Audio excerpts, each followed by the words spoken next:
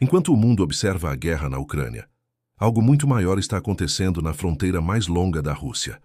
Algo que Vladimir Putin não pode impedir, não importa quantos tanques tenha. A China está, literalmente, engolindo o território russo. E isso não é teoria da conspiração.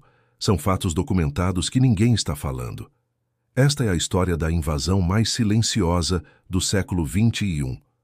Para entender o que está acontecendo agora, precisamos voltar no tempo. No século XIX, a Rússia czarista arrancou da China mais de 1,5 milhão de quilômetros quadrados, uma área maior que todo o Alasca e Texas juntos. Os chineses chamam isso de os Tratados Desiguais. Vladivostok, o principal porto russo no Pacífico, era chinês.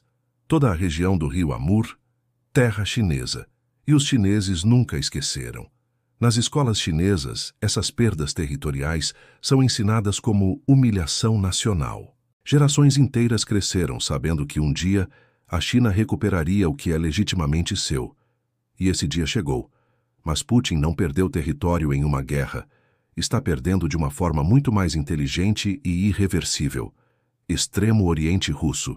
6 milhões de quilômetros quadrados, 1/3 do território da Rússia. População? Apenas 6 milhões de pessoas. E caindo. Enquanto isso, do outro lado da fronteira, na província chinesa de Heilongjiang, vivem 120 milhões de pessoas. A pressão demográfica é uma panela de pressão prestes a explodir. E já está explodindo. Estimativas conservadoras falam de 2 milhões de chineses já vivendo ilegalmente no território russo. Outras fontes falam em 5 até 10 milhões. Ninguém sabe ao certo por que o governo russo esconde os números.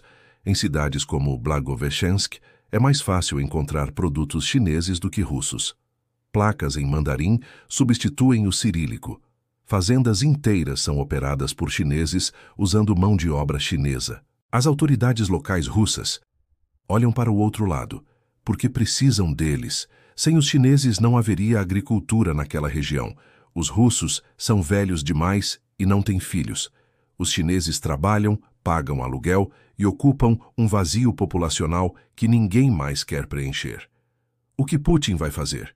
Não pode expulsá-los porque ninguém mais quer viver ali. Mas a verdadeira conquista não é demográfica, é econômica. E aqui a situação fica realmente assustadora para Moscou.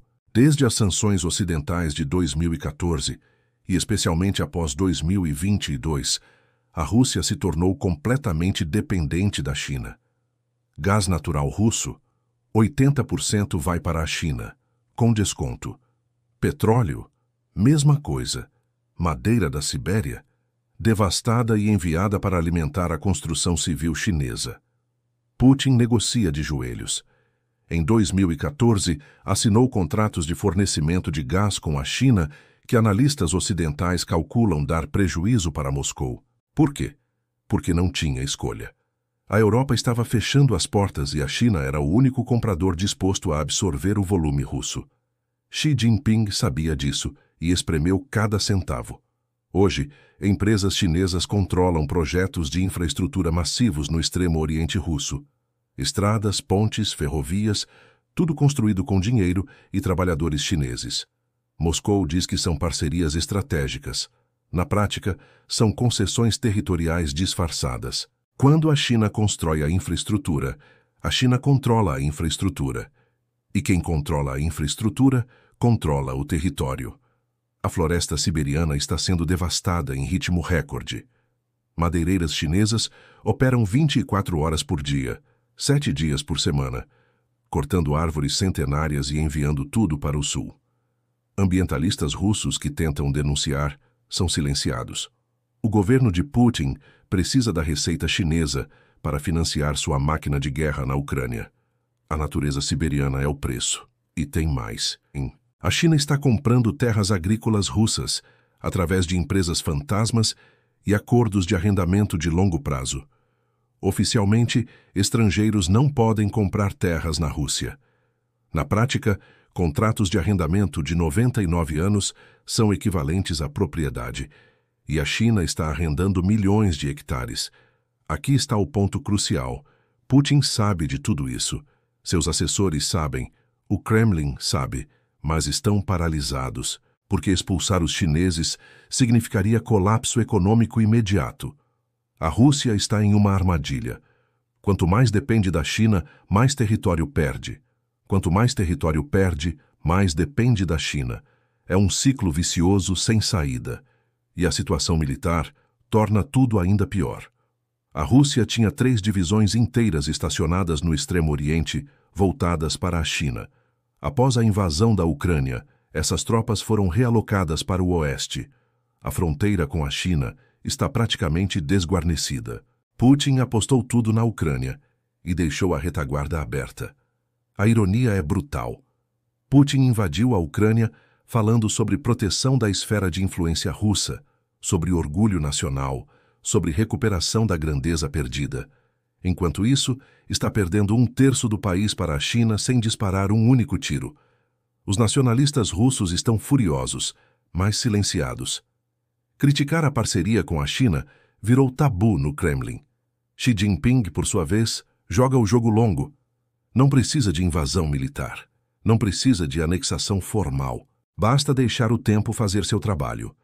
A cada ano que passa, mais chineses cruzam a fronteira, mais empresas chinesas se instalam, mais recursos naturais russos fluem para o sul. Em 50 anos, o Extremo Oriente russo será chinês em tudo, exceto no nome. Os russos locais já sentem isso. Nas ruas de Khabarovsk, de Vladivostok, de Yuzhno-Sakhalinsk, o mandarim é cada vez mais comum. Restaurantes chineses superam os russos.